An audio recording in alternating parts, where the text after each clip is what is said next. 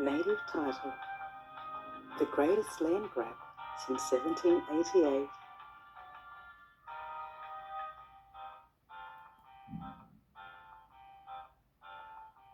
Welcome to How to Legally Steal a Continent again.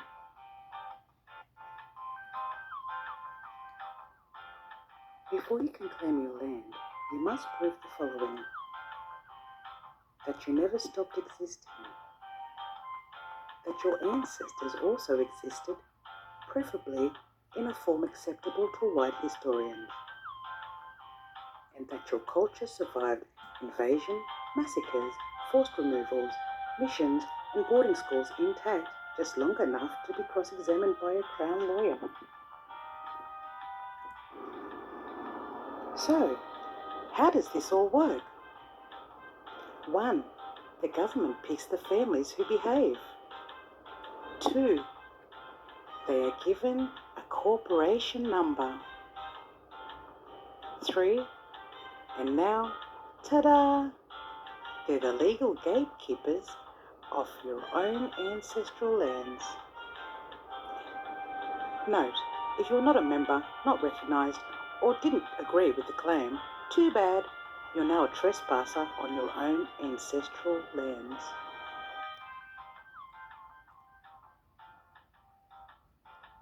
Congratulations!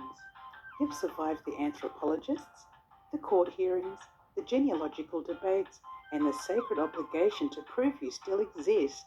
And now, your registered native title body corporate is official.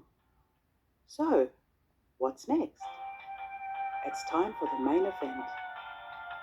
Indigenous Land Use Agreements, which is bureaucratic lingo for you may now apply to use your own ancestral land if the mining company agrees.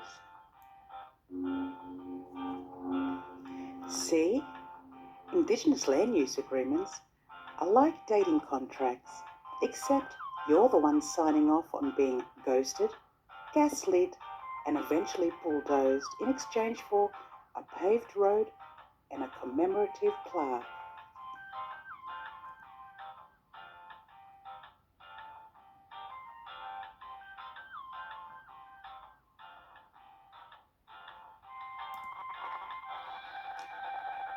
Let's talk about consent. Not the kind that protects you, but the kind that protects corporations.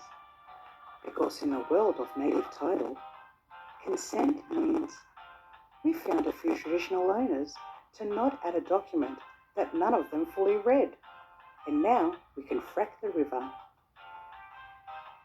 Corporate consent isn't about community empowerment. It's about ticking boxes and managing liability. It's the art of saying, we held a consultation. Translation, we emailed someone once. The community supports this project.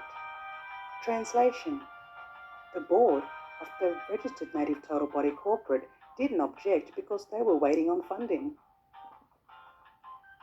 Cultural heritage was considered. Translation, it's in a locked filing cabinet under the CEO's desk. And here's the kicker.